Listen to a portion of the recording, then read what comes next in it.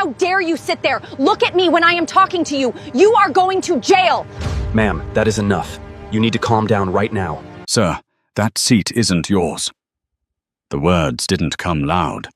They didn't need to. They cut clean, sharp enough to freeze the air in first class. Ethan Brooks didn't move. Not right away. His hand stayed wrapped around the worn leather handle of his carry-on, knuckles steady, breath slow.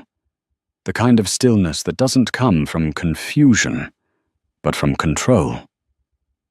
Around him, conversations dimmed. A fork paused halfway to someone's mouth. A man in a navy blazer leaned back just enough to watch without being obvious. Ethan lifted his eyes. The flight attendant, mid-30s, polished smile stretched just a little too tight, was already looking past him, not at him. Like the decision had been made before the words were spoken. "You're gonna need to step out of the aisle," she added, softer now, but firmer. "We have to keep boarding moving, not fix the problem, not check the ticket. Move him." The man in seat 3 across the aisle let out a quiet breath, shaking his head just once. A woman near the window adjusted her scarf, eyes flicking between Ethan and the empty stretch of aisle like she was watching something unfold she'd seen before. Ethan blinked once. Slow. Because this moment didn't start here. It started hours earlier. Under a sky so dry, it cracked the edges of your throat just breathing it in. Phoenix, Arizona. Ethan walked through Terminal 4 like a man carrying weight no one else could see. 45 years old, clean cut, tired in a way sleep never fixes. His phone buzzed again in his pocket. He ignored it. Not now. Not after a week where every call took something from him. He moved slower than the crowd. Not lost. Observing. A couple argued near the departure board, voices low but sharp. A young guy in a wrinkled suit hammered at his laptop, jaw tight, chasing a deadline that didn't care if he made it or not. A grandmother tried to calm a crying toddler with a tired smile that said she'd done this 1,000 times before. Ethan saw all of it. He always did. Because somewhere along the way, he'd learned that power wasn't loud. It was quiet. It watched. It remembered. He checked the screen. Gate confirmed. No delays. Good. He headed toward the Delta Lounge, rolling his carry-on behind him, the soft hum of its wheels cutting through the noise of the terminal. Inside, everything softened. Dim lighting. Low voices. The smell of coffee and polished wood. Ethan poured himself a cup. Black. No sugar. He sat by the window, looking out at the runway where planes lined up like obedient machines, waiting for permission to move. For a moment, he allowed himself to breathe. Just breathe. Then he saw the headline on his phone. Another airline apology. Overbooking. Passenger mistreatment. Ethan let out a quiet, humorless chuckle. They never learn, he muttered. But there was something in the way he said it. Not frustration. Recognition. 10 minutes later, his boarding alert buzzed. He stood, adjusted his jacket, and walked back into the current of people moving toward the gate. And that's when he saw her. Victoria Hale, late 50s, blonde hair cut sharp at the shoulders, cream blazer, pearl earrings that caught the overhead lights every time she turned her head. She stood near the first-class lane, tapping her foot, glancing at her watch like time itself owed her something. She didn't look at people. She assessed them. Her eyes passed over a man in jeans without stopping, paused half a second on a businessman in a tailored suit, then moved on, Sorting, ranking, deciding. Ethan noticed. Of course he did. But he said nothing. Just stepped forward when his group was called, handed over his phone, and walked down the jet bridge like every other passenger. Calm, controlled, unremarkable. Exactly how he preferred it. Because the most dangerous man in the room is the one no one thinks twice about.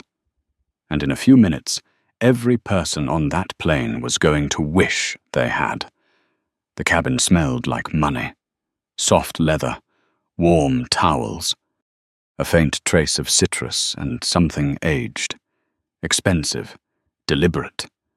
First class wasn't just a seat, it was a statement, and every person settling into it knew exactly what it said about them. Ethan stepped inside without breaking stride. "Welcome aboard," a flight attendant said, voice smooth, practiced. Her smile landed on him for half a second, polite, distant, before shifting past him to the man behind. Brighter now, warmer. Ethan noticed. He always noticed. He moved down the aisle, his carry-on gliding behind him, eyes scanning without turning his head. Seat numbers, faces, small details. The way a man in row 1 adjusted his cufflinks twice, too precisely. The way a woman across the aisle held her champagne glass like she was holding on to something else entirely. Then he saw it. Row 2. Window seat. 2A. His seat. Occupied. Victoria Hale sat there like she'd been born into it. Back straight. One leg crossed over the other. Her handbag placed neatly beside her, claiming space before anyone could question it. A glass of sparkling water rested in her hand, condensation sliding slowly down the side. She didn't look up. Not when he stopped beside her. Not when his shadow cut across her lap. Ethan stood still for a second. Just one. The kind of pause that says more than words ever could. Then he spoke. "Excuse me." Calm. Even. Controlled. Victoria's eyes lifted slowly, like the interruption itself was an inconvenience she hadn't approved. "Yes?" she said, voice light but edged. "I think you might be in my seat." Ethan tilted his head slightly toward the window. "This is 2A." A flicker passed across her face. Not confusion, not concern. Dismissal. "I'm in 2A," she replied, already looking back down at her phone. Conversation over. At least in her mind. Behind Ethan, the aisle tightened. A man shifted his weight, trying not to make it obvious he was listening. A woman leaned slightly into the aisle, curiosity pulling her forward inch by inch. Ethan didn't move.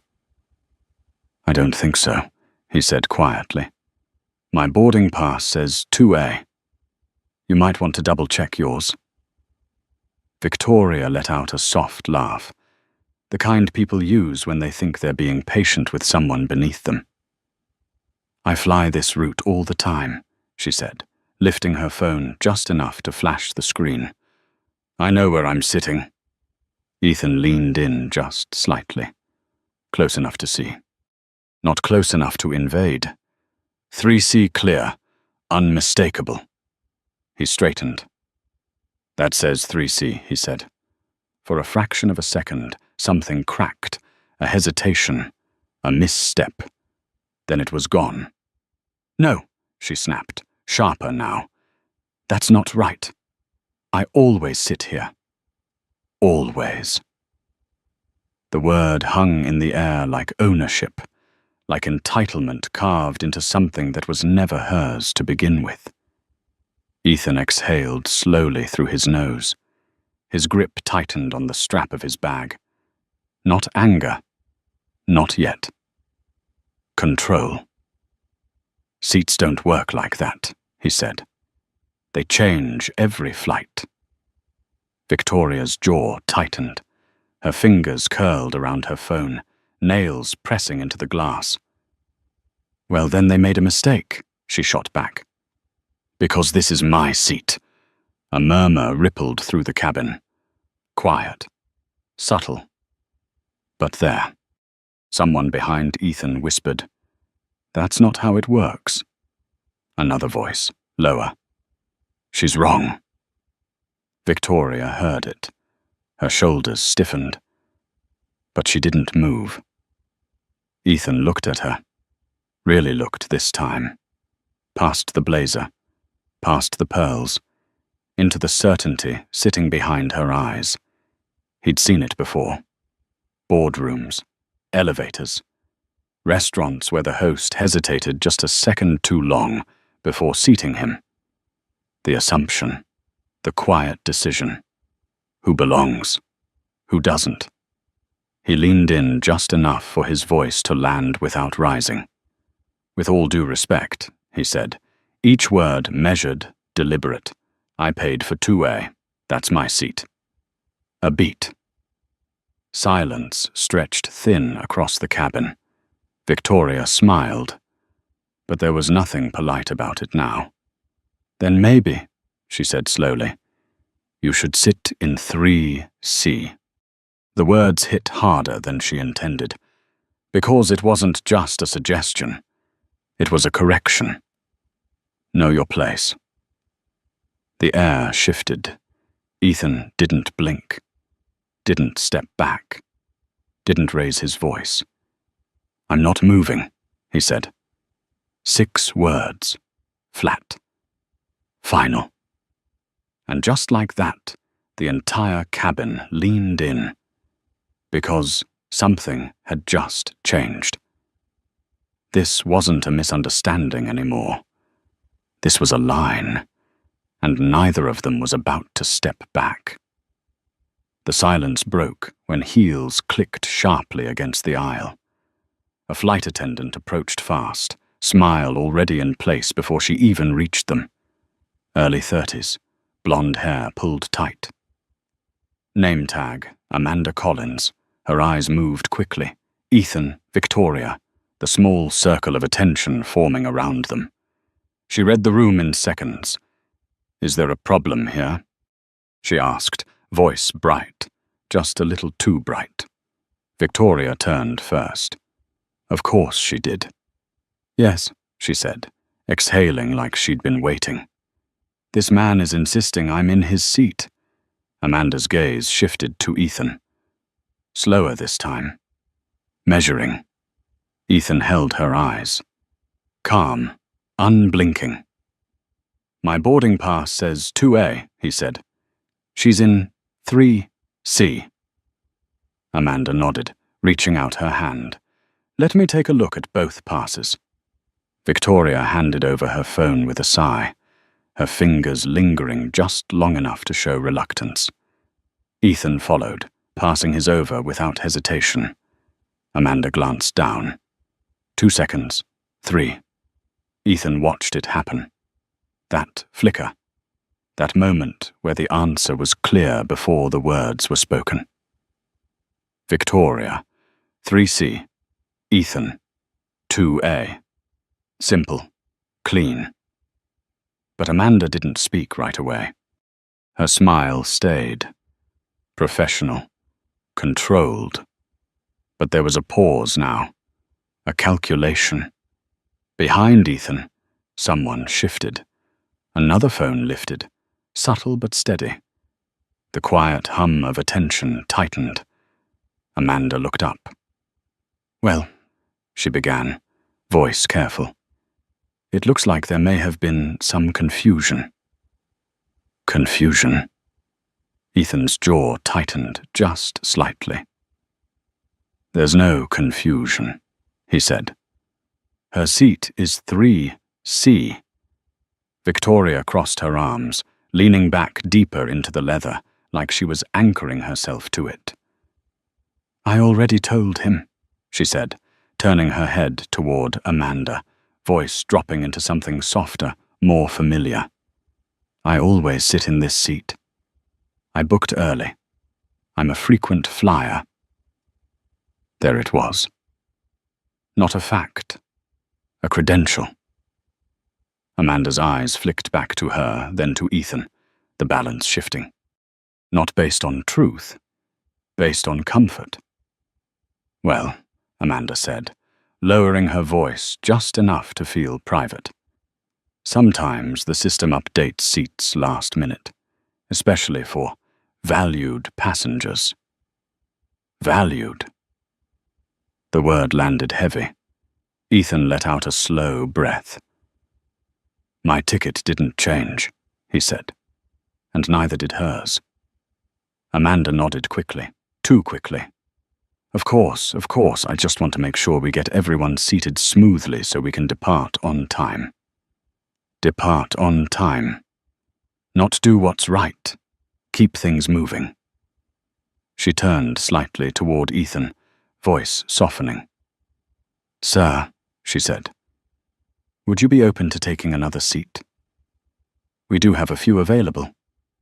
I can offer you a complimentary drink, maybe a voucher for a future flight. There it was. The ask. Move. Ethan didn't respond immediately. Across the aisle, a man in a grey suit shook his head under his breath. A woman near the window frowned, her fingers tightening around her glass. Victoria smiled again. Subtle, satisfied. Ethan looked at Amanda, then at Victoria, then back at Amanda. You're asking me to give up the seat I paid for, he said, voice low, steady, so she can sit where she wants. Amanda's smile faltered for half a second. I'm asking for flexibility, she replied, just to avoid any disruption. Disruption. Ethan felt it rise. Not anger. Something colder. Older. He'd heard that word before. In boardrooms when his ideas were too aggressive. In meetings when his presence made people uncomfortable. Always the same solution. Adjust. Step back. Make it easier for everyone else. Ethan straightened. No, he said. One word. Clear. Final. Amanda blinked. Not expecting it. I'm sorry, she asked. I'm not moving, Ethan said. That's my seat. The cabin went still again. Victoria's smile disappeared. Oh, for God's sake, she snapped, her voice louder now, sharper. This is ridiculous. You're holding up the entire plane over a seat. Ethan didn't look at her. This isn't about a seat, he said quietly. That got her attention.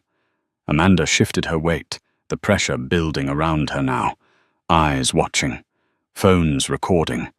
Time ticking. Sir, she said, voice tightening. If you don't cooperate, we may have to escalate this situation. Escalate. The word echoed. Ethan's gaze hardened just a fraction.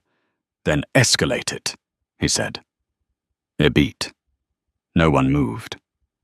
No one spoke. And somewhere in the distance, a cockpit door clicked open.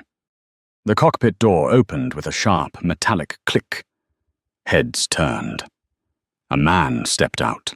Tall, late 50s, silver hair cut with military precision. Captain Robert Ellis. His presence filled the aisle before he said a word. Authority didn't need volume. It carried in posture, in pace, in the way people instinctively moved aside.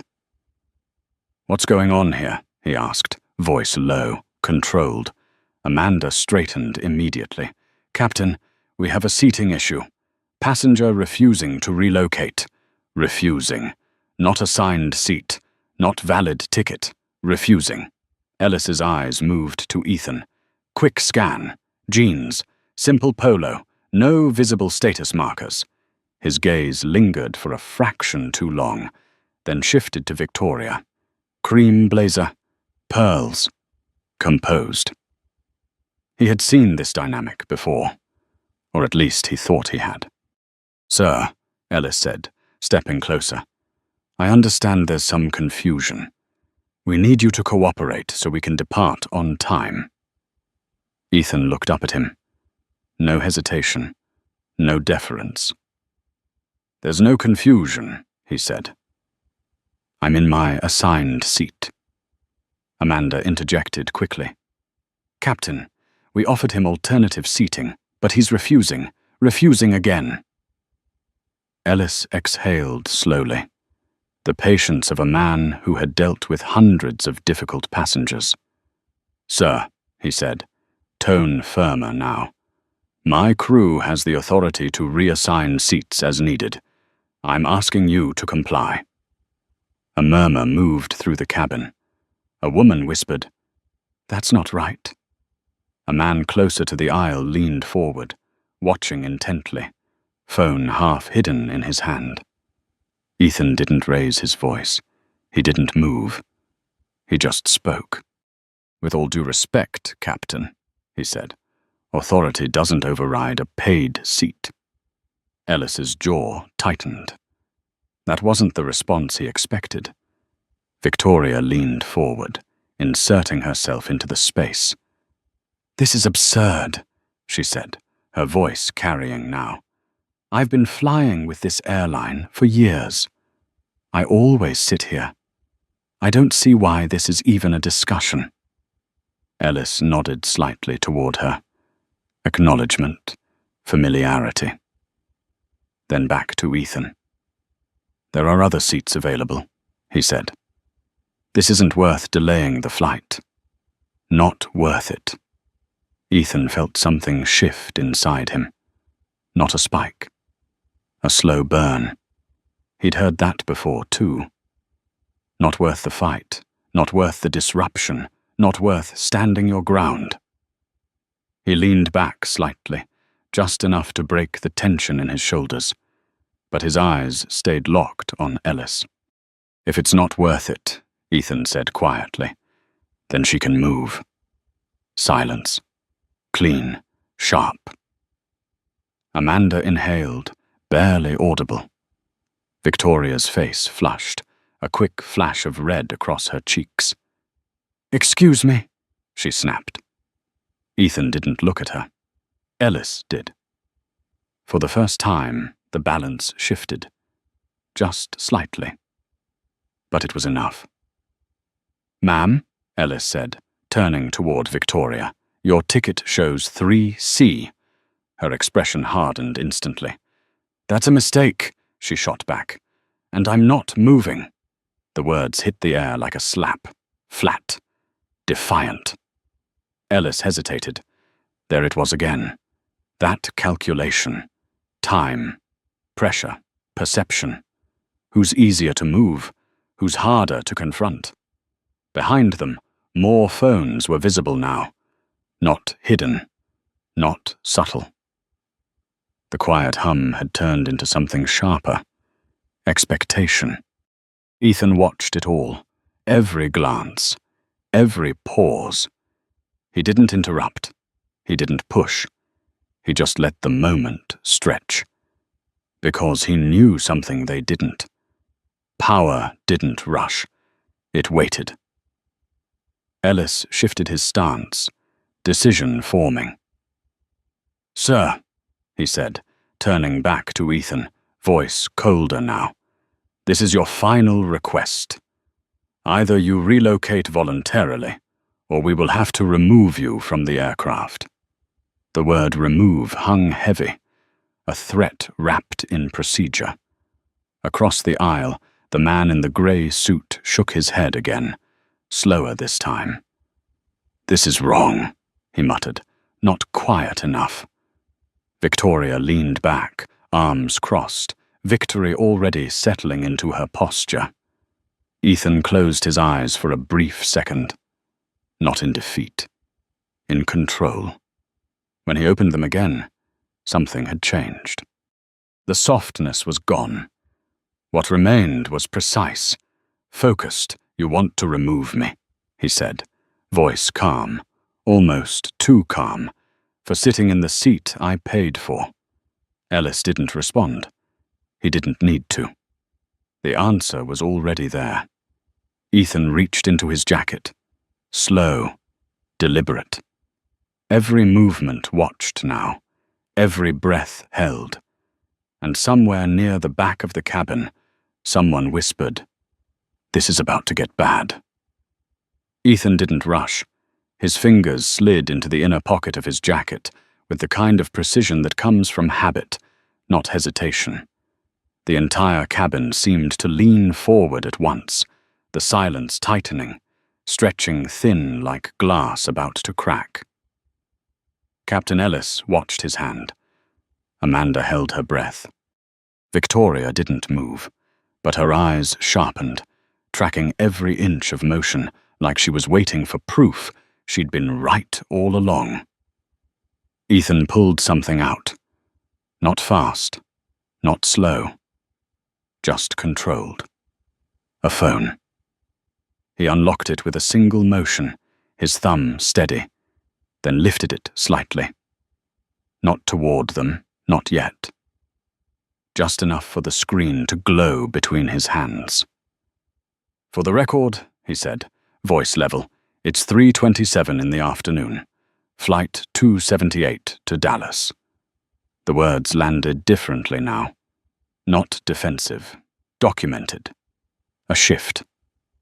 Amanda blinked. "Sir, you don't need to record this." Ethan didn't look at her. "I do," he said. Simple. Final. He raised the phone a little higher, the camera now clearly pointed, not aggressively, just present, observing, capturing. Victoria let out a sharp laugh. "Oh, please," she said, waving a dismissive hand. "You think filming is going to change anything?" Ethan's gaze flicked to her for the first time in several seconds. "No," he said. "I think it makes things clear." That landed. Because clarity was dangerous. Clarity didn't bend. Captain Ellis stepped closer, lowering his voice, trying to contain the moment before it spread further. "Sir," he said, "you're escalating this situation." Ethan held his gaze. "No," he replied quietly. "I'm documenting it." A beat. Behind them, a phone clicked, then another. The subtle sound of recordings beginning to stack. A woman in row 3 leaned into the aisle, her voice cutting through the tension. "He showed his ticket," she said. "Why are you not honoring it?" Amanda turned, forcing a tight smile. "Ma'am, please remain seated." But the shift had already started. People weren't just watching anymore. They were thinking, questioning. Victoria felt it. Her posture stiffened, her grip tightening around the armrest. "This is ridiculous," she snapped. "You're letting him turn this into a spectacle." "I have places to be." Ethan's voice came back, calm as ever. "So do I." She turned toward him sharply. "Then stop holding everyone up." Ethan tilted his head slightly. "I'm not the one in the wrong seat." The words hit clean. No volume, no anger, just truth. Victoria opened her mouth, then stopped. For a split second there was nothing there. No comeback, no deflection. Captain Ellis saw it, and he didn't like it. Control was slipping. "Enough," he said, voice firm now, cutting across the cabin. "We are done with this discussion." He turned toward Ethan, the decision settling hard in his tone. "Sir, I'm instructing you to leave the aircraft." There it was. Clear. Unavoidable. Amanda shifted, her shoulders tightening. Even she felt the weight of that call. A passenger near the aisle spoke up, louder this time. "He's not doing anything wrong." Another voice followed. "This isn't right." The cabin was no longer quiet. It was awake. Victoria's eyes flicked around, just briefly, sensing the shift, but she held her ground, chin lifting higher. Ethan didn't react to the noise. He didn't argue, didn't raise his voice. He just lowered his phone slightly, his thumb tapping once on the screen. Saving. Then he looked at Ellis, steady, unmoved. "If I leave this plane," Ethan said, each word deliberate, "it won't be quietly." Ellis's jaw tightened. "Is that a threat?" Ethan shook his head once. "No," he said, "that's a fact." The difference hung in the air. Facts didn't need volume. They carried weight on their own. Ellis glanced at Amanda, then toward the front of the cabin, calculating again. Time. Delay. Optics. Victoria leaned back, a slow smile returning. Thinner now, but still there. "You're making a mistake," she said under her breath, just loud enough for Ethan to hear. Ethan looked at her. Really looked this time. And for the first time, there was something new in his expression. Not anger, not frustration, recognition. "You already did," he said quietly. A ripple moved through the cabin again, because something in his tone had changed. Not louder, not sharper, just deeper, like whatever came next was already in motion. The radio on Amanda's shoulder crackled, sharp, sudden, loud enough to cut through everything. "Gate security en route." 3 words, and just like that, the air changed, not tense anymore, heavy, irreversible. A man in the second row leaned back slowly, whispering, "They're actually calling security over this." The disbelief in his voice spread faster than any announcement. Victoria didn't react right away, but her fingers tightened against the armrest, nails pressing into leather now instead of resting on it. She had expected resistance, maybe a raised voice, maybe a reluctant compromise. Not this. Ethan stood exactly where he was, still, centered. The phone remained in his hand, lowered now but active, recording every breath, every word, every decision made in real time.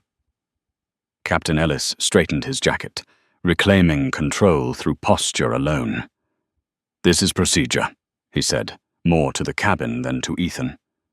"We cannot allow disruption during boarding." Disruption. Again.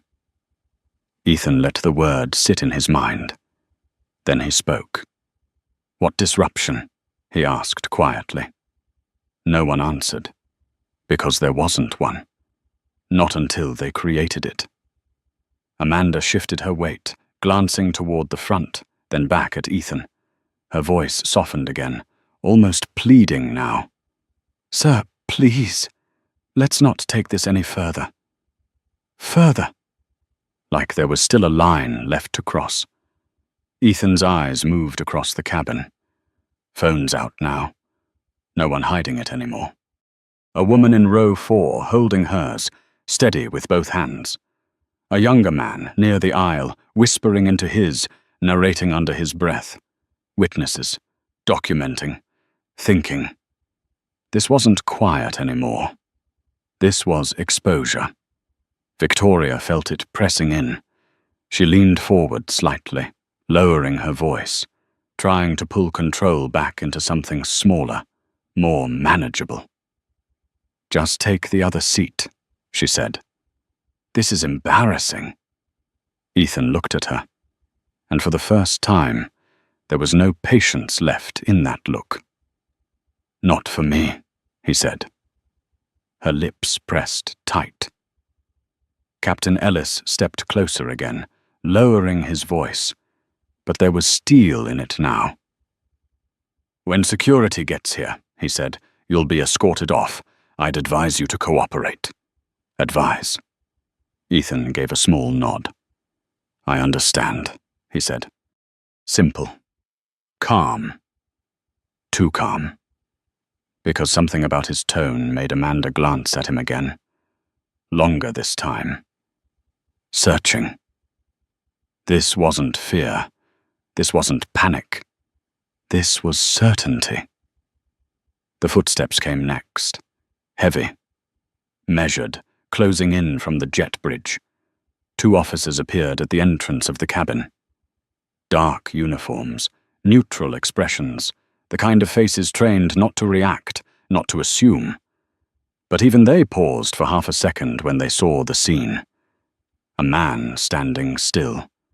A woman seated, rigid. A crew clustered too tightly. Phones everywhere. "All right," one of the officers said, stepping forward. "What seems to be the issue?" Captain Ellis didn't hesitate. "Passenger refusing to comply with crew instructions," he said, nodding toward Ethan. "We need him removed." Removed. The word echoed again. The officer looked at Ethan, then at the phone in his hand, then at the faces around them. "Sir," the officer said, voice even, "can I see your boarding pass?" Ethan handed it over without a word. No resistance, no argument. The officer studied it. 1 second, 2. His brow shifted just slightly. "This says Seat 2A, he said. The cabin went quiet again. Different this time. Sharper. Amanda stepped in quickly. "There's been a discrepancy in the system." The officer didn't look at her. He kept his eyes on the screen. Then he glanced at Victoria. "Ma'am, your boarding pass?" Victoria hesitated. Just a fraction too long. Then she lifted her phone, forcing a composed smile. "Of course." The officer took it, looked, and there it was. 3C. Clear. Undeniable. He exhaled slowly through his nose, then looked back at Captain Ellis. "Captain," he said carefully. "His ticket checks out." A crack. Small, but real. Victoria's smile vanished. Amanda's posture tightened. Ellis didn't respond right away. Because for the first time, the truth was no longer quiet. It was standing in the aisle. Out loud. On record. And impossible to ignore. No one spoke for a full 3 seconds. Not the captain, not Amanda, not Victoria. Because once the truth is said out loud, it doesn't disappear. It just waits for someone to deal with it. The officer still held both boarding passes, one in each hand. He looked from one to the other again, slower this time, like he was giving them a second chance to change. They didn't. "Sir's in 2A, he repeated, voice steady. "Ma'am is in 3C. The words landed harder the second time. Victoria shifted in her seat. Subtle, but visible. Her posture lost a fraction of its certainty. Just enough. Amanda stepped forward quickly, trying to close the gap. "There must be a system override," she said. "Sometimes seats are reassigned for operational reasons." The officer finally looked at her. "What kind of override moves someone out of their paid seat without notice?" he asked. Amanda hesitated, because there wasn't a good answer. Captain Ellis stepped in, voice firm again, reclaiming ground. "We're not debating policy," he said. "We're resolving a situation that's delaying departure. Delaying. Always back to time. Always back to control." The officer didn't back down. "With respect, Captain," he said, "this doesn't look like a delay issue." A ripple moved through the cabin again. People weren't whispering anymore. They were watching openly now. Evaluating. Judging. Victoria felt it closing in. Her chin lifted again, but it wasn't as steady as before. "I don't see why this is becoming such a spectacle," she said, voice tight. I've already explained. I always sit here. I'm a priority customer. Priority. The word hung there, thinner now. The officer turned toward her. Ma'am, he said calmly, priority doesn't override a ticket. That landed. Clean. Final. Ethan said nothing. He didn't need to. He stood there, phone still in his hand, capturing every shift, every crack forming in real time. Amanda glanced at him again, and this time, something in her expression changed. Not irritation, concern. Because the narrative she had been holding on to was slipping. Fast. Captain Ellis felt it too. He adjusted his stance, voice dropping lower, more controlled, but sharper underneath. We're not going to hold this flight any longer, he said. Either we resolve this now, or we remove the disruption. Disruption. Again. Ethan's eyes moved to her slowly. You keep using that word, he said. Like I created this. Ellis didn't respond, because he couldn't, not without acknowledging what was now obvious to everyone watching. The officer shifted his weight, then handed Ethan his boarding pass back. You're good here, sir, he said quietly. Simple. Clear. But not loud enough to end it, because ending it meant someone had to lose, and no one in uniform wanted that to be them. Victoria leaned forward suddenly, her voice cutting sharper now. So what? I'm supposed to just move? She said. After all this? The question wasn't about the seat anymore. It was about status, control, being told no. The officer met her eyes. Yes, ma'am, he said. Silence. Heavy, unavoidable. Victoria didn't move. Her fingers curled tighter, her breathing shifted, just slightly faster now. I'm not moving, she said. There it was.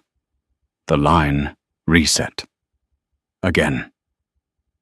Amanda closed her eyes for half a second. Ellis's jaw tightened. The officer exhaled slowly. Because now it wasn't a misunderstanding. It wasn't confusion. It was refusal. And that changed everything. Ethan watched it all unfold. The resistance, the denial, the unraveling. He didn't step in, didn't interrupt. Because this moment was no longer about him proving anything. It was about them deciding who they were. Captain Ellis turned slightly toward the officers. If she refuses, he said, voice controlled, we may need to consider removing her instead. The words hit like a shockwave. Victoria's head snapped toward him. Excuse me, she said, disbelief cutting through her voice. But Ellis didn't look at her. Not anymore. Because now the room had shifted, and for the first time since this started, he realized he might have picked the wrong side. Victoria laughed. Not loud. Not confident. The kind of laugh that breaks halfway through because it doesn't quite believe itself. You can't be serious, she said, looking from the officer to Captain Ellis, searching for something. Support, authority, control. She didn't find it. Ellis didn't meet her eyes. That was new. 5 minutes ago, the entire cabin had bent around her certainty. Now it stood still, waiting to see if it would collapse. Ma'am, the officer said, voice steady. You're in the wrong seat. We need you to move to 3C so we can finish boarding. Simple. Direct. Final. Victoria's fingers tightened around her handbag. The leather creaked softly under the pressure. I am not moving, she said again, slower this time. Each word pressed out like it cost her something. This is unacceptable. Behind her, someone muttered, "No, this is reality." A few heads nodded. Amanda stepped forward, voice softer now, almost cautious. "Ms. Hale," she said, using her name for the first time. "We just need to resolve this quickly. Quickly." Still trying to shrink the moment. Victoria turned on her. "So now you're siding with him?" she snapped. Amanda flinched, just slightly. "I'm siding with the seating chart," she replied, quieter. That landed, because it wasn't personal anymore. It was documented, logged, recorded. Ethan shifted his weight for the first time since this started. Not restless, just present, grounded. He lowered his phone slightly, but it stayed on. Watching. Remembering. Victoria noticed. Of course she did. Her eyes locked onto it like it was the real threat now. "Turn that off," she said sharply. Ethan didn't move. "No," he said. One word. Flat. She leaned forward, voice rising. "You don't have permission to record me." Ethan's gaze didn't waver. "You're in a public space," he said. "On a commercial flight. There's no expectation of privacy." The words were calm, precise, informed. That hit harder than anything else. Because it sounded like someone who knew exactly where the lines were, and exactly how not to cross them. The officer glanced at Ethan, then back at Victoria. "Ma'am," he said, "we need your cooperation." Victoria looked around. Really looked. At the phones, at the faces, at the quiet judgment settling into every corner of the cabin. Something shifted. Not surrender. Not yet. But the ground beneath her certainty was cracking. "I've flown with this airline for over 20 years, she said, voice lower now, trying a different angle. "I know people. This is going to be a problem for you." The officer didn't react. Captain Ellis finally spoke. "If this continues," he said, voice controlled, "the problem will be missing this flight." That landed. Hard. Because now the consequence had a shape. Immediate. Personal. Victoria's lips parted, but no words came out. For the first time, she looked unsure. Amanda took a small step back. The distance was subtle, but it was there. No longer standing beside her. No longer reinforcing her. Ethan watched it all with quiet focus. Every shift, every retreat, every recalculation. Because this wasn't just about a seat anymore.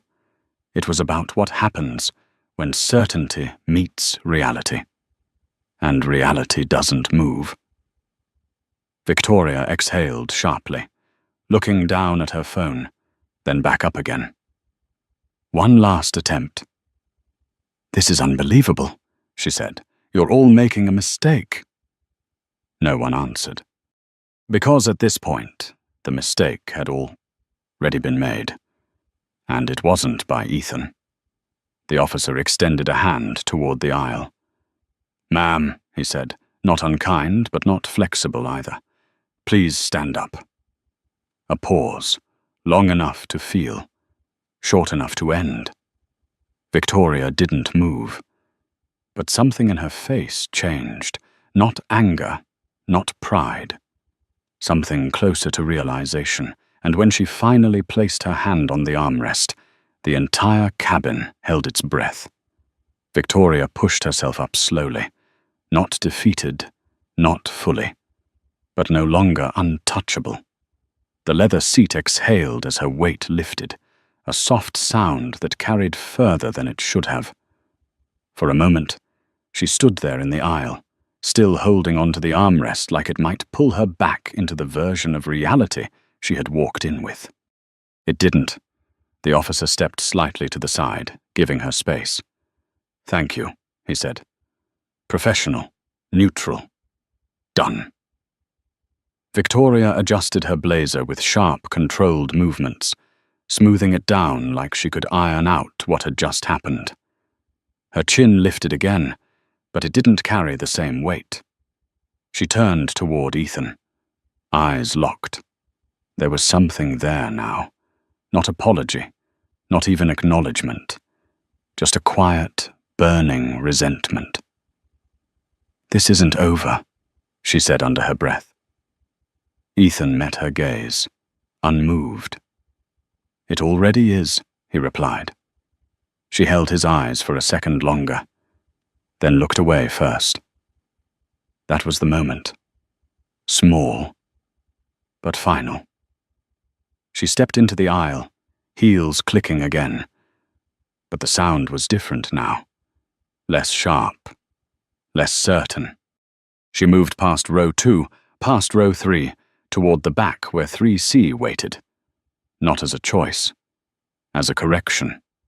The cabin exhaled with her. Tension broke in small, quiet ways. A man leaned back in his seat.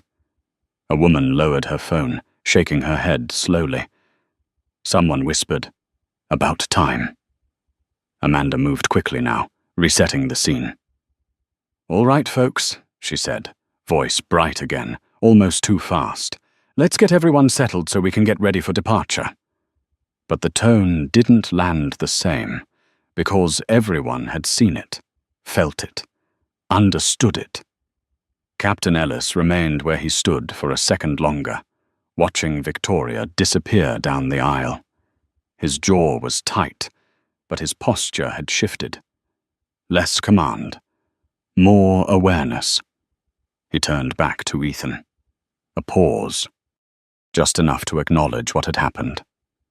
"Sir," he said, voice measured, "you can take your seat." Ethan didn't respond right away.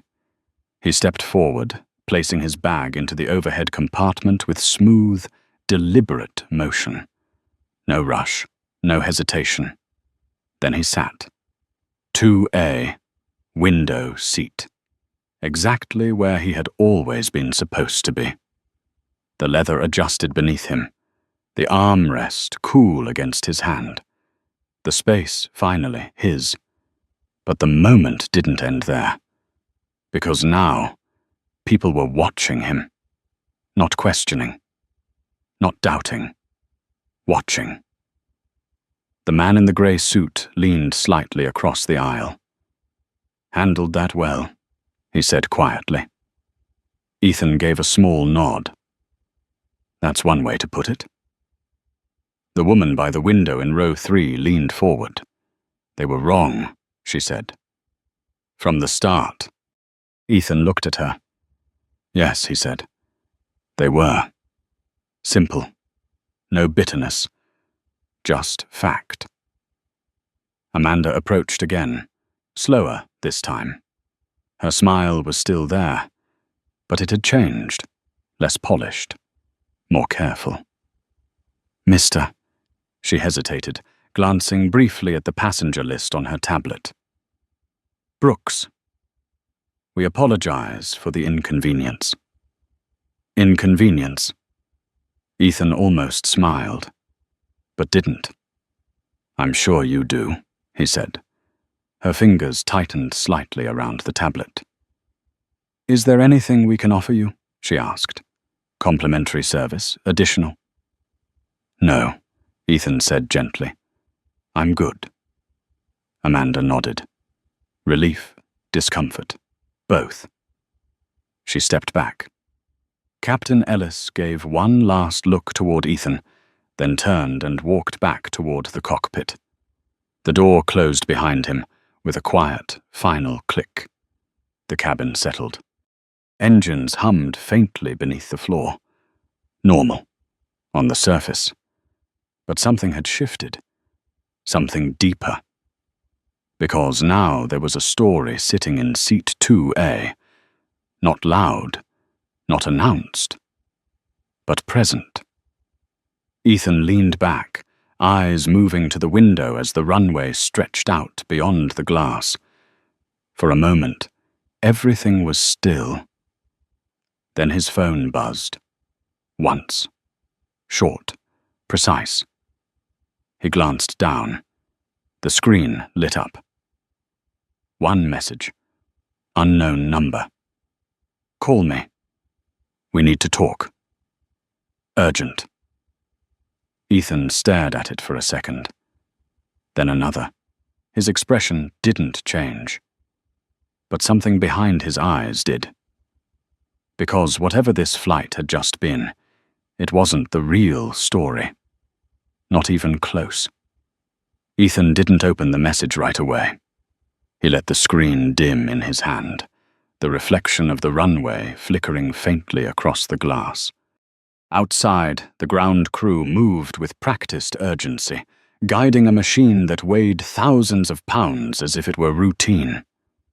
Inside, the cabin had settled. Voices low again, seatbelts clicking. A flight attendant offering drinks 2 rows ahead, like nothing had happened. But something had.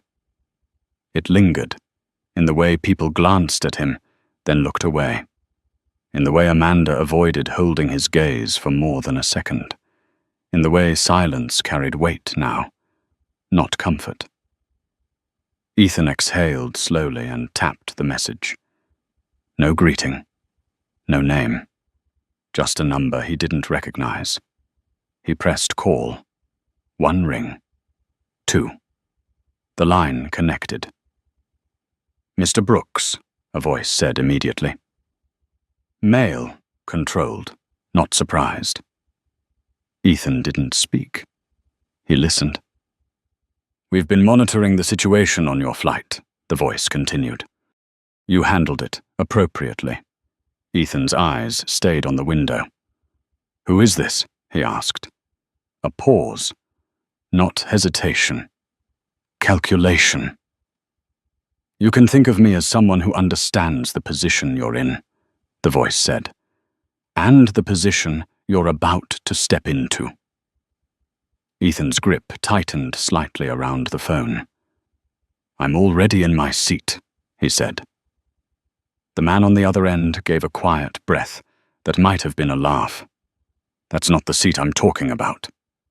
The engines outside began to rise, a low rumble building beneath the cabin floor. Ethan didn't interrupt. 3 weeks ago, the voice continued, you acquired controlling interest in Meridian Air Group through a series of private transactions. Silence. Then, 49.8% direct, another 12 through proxy agreements. The numbers landed like weight, real, measured, documented. Ethan closed his eyes for a brief second. Not surprise, confirmation. You move fast, Ethan said quietly. We move precisely, the voice replied. And right now, every major airline in this country is watching what happens next. Ethan opened his eyes again. The runway stretched ahead. Clear, uninterrupted. What happens next? He said. Already happened. A pause on the line. Then, no, the voice said. What happened was recorded. What happens next is what you choose to do with it. Ethan's gaze shifted. Across the aisle. A man scrolling through his phone, replaying the moment from earlier. 2 rows back. A woman typing rapidly, likely posting, sharing, spreading. The story was already moving. Beyond the cabin. Beyond this flight. This wasn't about a seat, Ethan said. I know, the voice replied. It never is. The engines roared louder now. The plane beginning to move. Slow, steady, committed. Ethan leaned back into his seat, the leather firm against his shoulders. They made a decision, he said. Yes, the voice answered. And so will you. A beat. Then the line went dead. No goodbye. No instruction. Just silence. Ethan lowered the phone, looked out the window as the aircraft turned toward the runway, the city stretching wide in the distance, unaware of what had just shifted inside a single cabin. Power didn't announce itself. It revealed itself. Quietly. At the exact moment, people thought they understood the room. Ethan adjusted his sleeve, eyes steady now. Something settled deep beneath the surface. Not anger, not victory. Purpose.